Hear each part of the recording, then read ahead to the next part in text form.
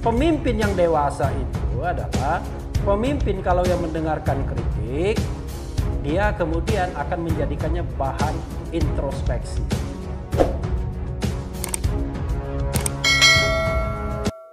Ustadz nggak kecewa, Tat. Dua hal. Pertama, yang Ustadz dukung kalah, ya, kalahnya 2 kali, Tat. 3 kali bahkan kalahnya, kan. Dulu pernah juga nyapres, wapres, ya kan. Akhirnya masuk kabinet, bagian dari, orang bilang, wah, bagian dari kolam cebong. Gimana, Tat? Yang pertama, saya tidak menjadi fans orang, tapi ide dan gagasan. Sehingga saya tidak kecewa karena gagasan akan diperjuangkan oleh siapapun. Yang kedua, bahwa saya tidak berpikir sendiri, tidak berijtihad sendiri. Saya mendengarkan fatwa ulama. Ulama yang zahir, yang melihat dari analisa, ulama yang batin, yang selalu mendapatkan inspirasi. Wahyu sudah terputus, tapi mereka mendapat ilham karena kejernihan hati. Mereka yang menyuruh saya. Lalu kemudian ketika saya sampaikan dengan segala macam konsekuensinya, saya terima. Lalu kemudian terjadi apa yang terjadi. Tidak ada kekecewaan sedikit pun, karena itu adalah yang sudah saya lakukan. Saya hanya melakukan yang perlu saya lakukan, agar umat tidak menyalahkan saya di masa akan datang. Agar saya tidak abu-abu, saya bersikap, saya punya prinsip.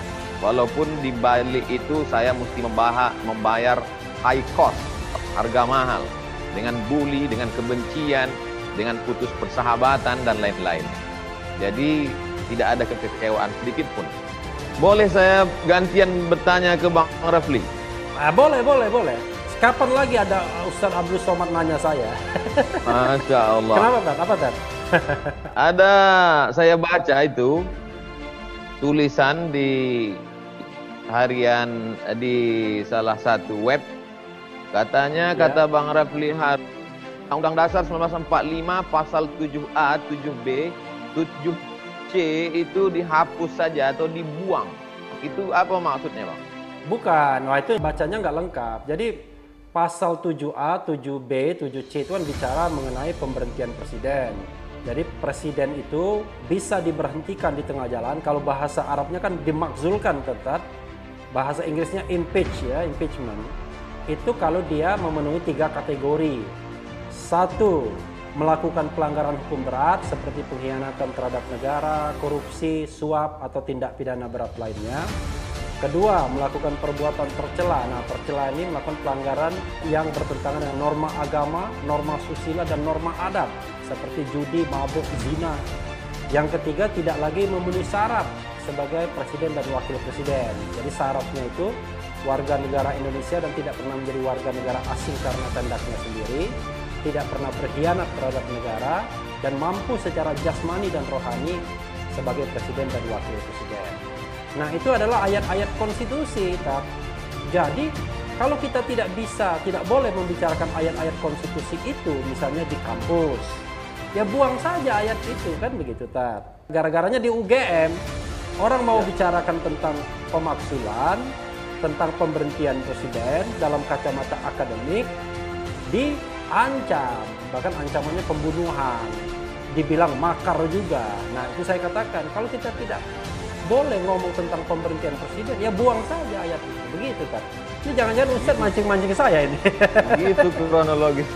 Jadi sebetulnya ada apa dengan kampus Bang Rafli ini? Gimana ceritanya? Sebenarnya kan kampus saya dulu kan saya S1-nya UGM Fakultas Hukum. Iya. Itu kan anak-anak CLS. CLS itu adalah Constitutional Law Society, mau meluruskan soal wacana impeachment, pemakzulan atau pemberhentian di tengah masyarakat dalam masa pandemi COVID-19 ini. Ya. Lalu mereka mau mengundang pakar hukum tata negara dari UII, Profesor Nikmatul Huda, perempuan. Nah, mereka ingin mengatakan apakah bisa soal pandemi ini kemudian dikaitkan dengan pemakzulan presiden.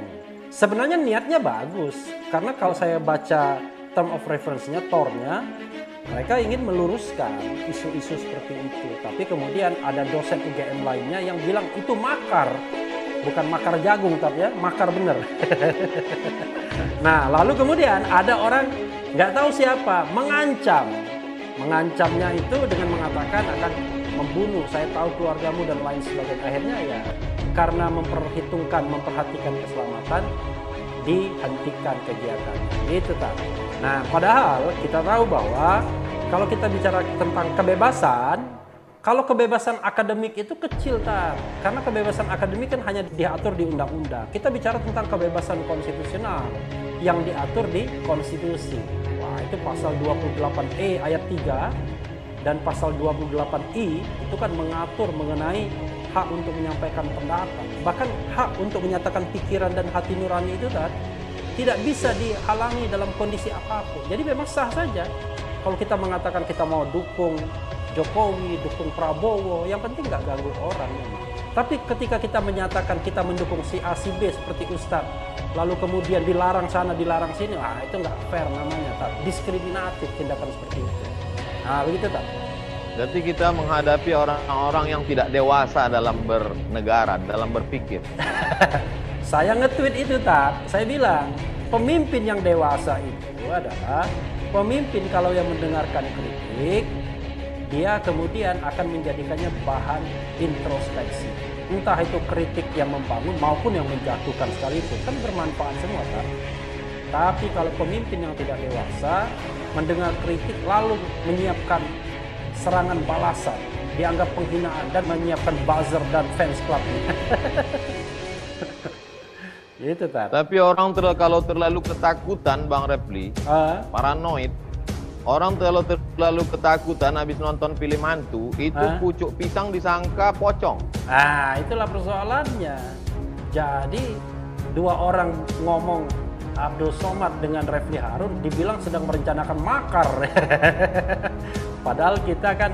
Tapi Bang Refli tidak takut nanti kalau dituduh makar. Ya kan saya orang hukum tak.